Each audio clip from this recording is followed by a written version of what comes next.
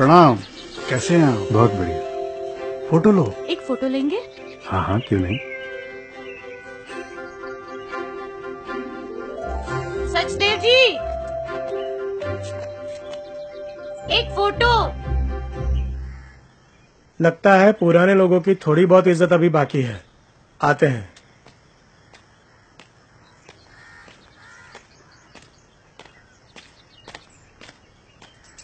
अमन, एक अच्छे सा फोटो लेंगे?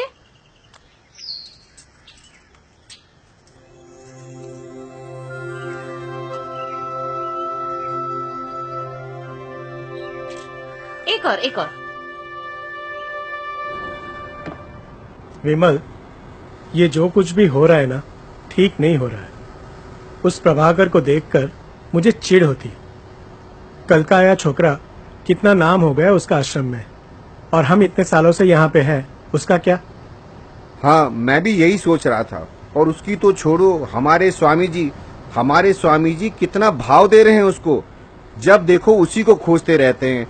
प्रभाकर कहाँ है, प्रभाकर को बुलाओ, प्रभाकर को ये दो, प्रभाकर को वो दो, प्रभाकर।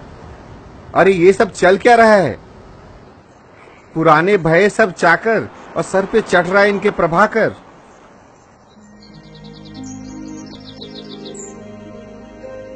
प्रभाकर कहाँ है? कल जो अतिथि आने वाले हैं उनके लिए सारी तैयारियां हो गईं। बुलाओ प्रभाकर को। स्वामी जी वो आ रहे हैं। आओ प्रभाकर, तुम्हारी ही बात हो रही थी। प्रणाम स्वामी जी। कल जो अतिथि आने वाले हैं उनके लिए सारी तैयारियां हो गईं? जी स्वामी जी, सारी तैयारियां हो चुकी हैं। बहुत बढ़िया। तुम्हें कोई भी काम देकर निश्चिंत हुआ जा सकता है। एक काम और करो जी। अतिथियों के लिए जो कमरे तैयार हुए हैं उन्हें जाकर देख लो, सब ठीक ठाक है कि नहीं। ठीक है स्वामी जी, अभी जाता हूँ। तुम भी जाओ उनके साथ, उनकी मदद करो।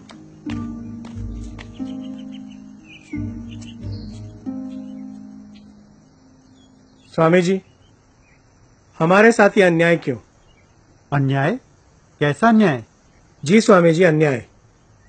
हमें लग रहा है कि आप हमारे साथ पक्षपात कर रहे हैं। तुम थोड़ा विस्तार से और स्पष्ट बात करोगे? ठीक है स्वामी जी। हमें पता है कि आजकल प्रभाकर पर आपका कुछ विशेष ध्यान है। जरूर हमसे अलग उसे कुछ कलाएं और ज्ञान दे रहे हैं जिसकी हमें कानों कान तक खबर नहीं होने दी। और यही वजह है कि इतने कम समय में उसका इतना नाम हो गया है। विशेष ज्ञान? कैसा विशेष ज्ञान? मैंने तो तुम सभी को एक जैसा ही ज्ञान दिया है, कभी किसी को कोई विशेष ज्ञान नहीं दिया। मैं नहीं मानता। हमें मालूम है कि आप ऐसा कर रहे हैं, और इस बार आप हमें मूर्ख नहीं बना सकते। हम इतने वर्ष पूर्व आए हैं यहाँ पे, हम वरिष्ठ हैं। आपके ज्ञान पे तो सबसे पहला अधिकार हमारा है, और अब समय आ गया है कि आप हमें हमारा अधिकार प्रदान कर दें।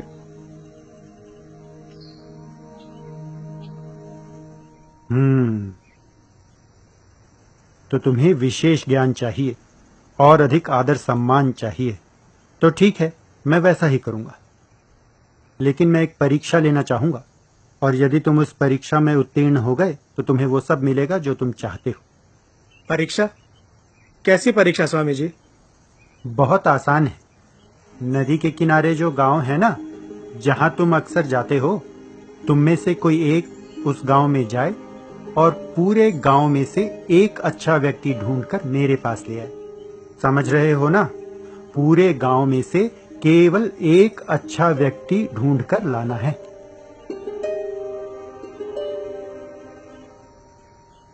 ठीक है स्वामी जी, मैं जाऊंगा। ये बहुत आसान काम है। ठीक है, सफल होकर आना।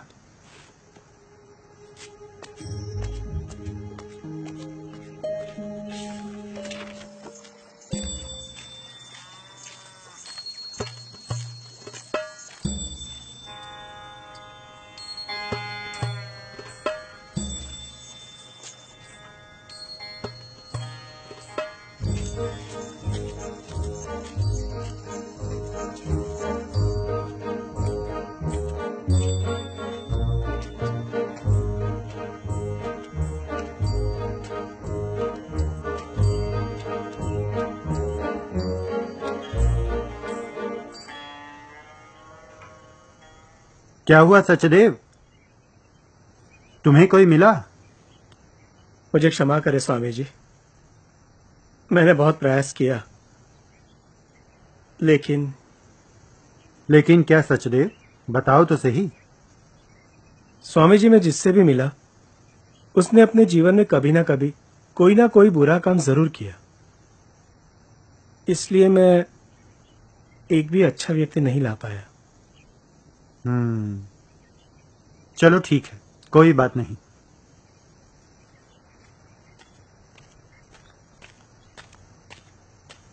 आपने बुलाया स्वामी जी? हाँ प्रभाकर, मेरा एक काम करोगे? जी स्वामी जी। नदी के किनारे जो गांव है ना, जहां तुम अक्सर जाते हो, तुम्हें वहां जाना है और वहां से एक बुरे व्यक्ति को ढूंढकर मेरे पास लेकर आना है। समझ रहे हो ना? जी। पूरे गांव में से केवल एक बुरे व्यक्ति को ढूंढकर लाना है। जी स्वामी जी। स्वामी जी, आप फिर से ये अन्याय क्यों कर रहे हैं? अब वो जाएगा और पूरे गांव को लेकर आएगा। थोड़ा धैर्य रखना सीखो सचदेव, देखते हैं क्या होता है।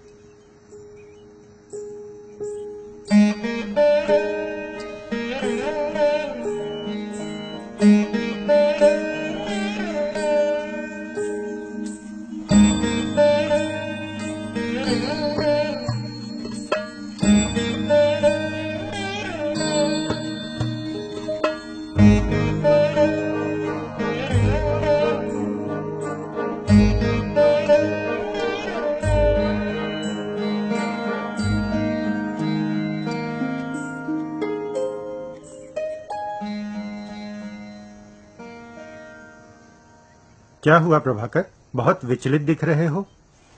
मुझे क्षमा करें स्वामी जी, मैंने आपको निराश किया। आपने जो मुझे कार्य दिया था, मैं उसमें पूरी तरह से विफल रहा।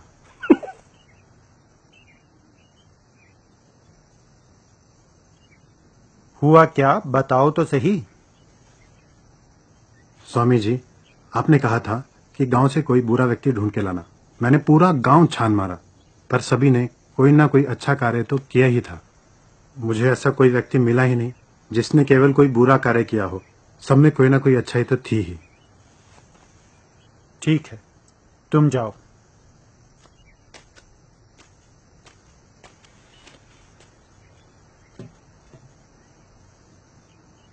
कुछ समझ आ रहा है?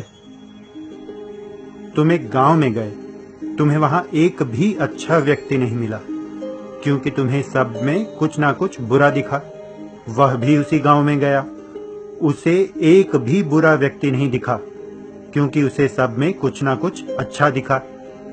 अब एक बात ठीक से समझो, तुम सभी मुझे समान रूप से प्रिय हो। मैंने कभी किसी के साथ कोई भेदभाव नहीं किया, कभी किसी को कोई विशेष ज्ञान नहीं दिया। हमारा जीवन खिल उठता है जब हम सब ओर अच्छा देखने लगते हैं। वहीं जब दृष्टि बुराई में अटक जाती है तो पूरा जीवन मुरझाने लगता है।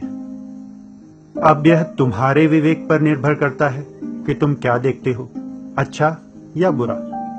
अच्छा देखते हो तो अच्छाई बढ़ती है, तुम्हारे साथ सब अच्छा होने लगता है। बुराई केवल बुराई को आकर्षित करती है। जब हमारा मन बुराई देखने में लग जाता है तो हम कछुए की गति से भी आगे नहीं बढ़ पाते। जीवन में केवल वही तेजी से आगे बढ़ते हैं जिनका मनोभाव सकारात्मक है।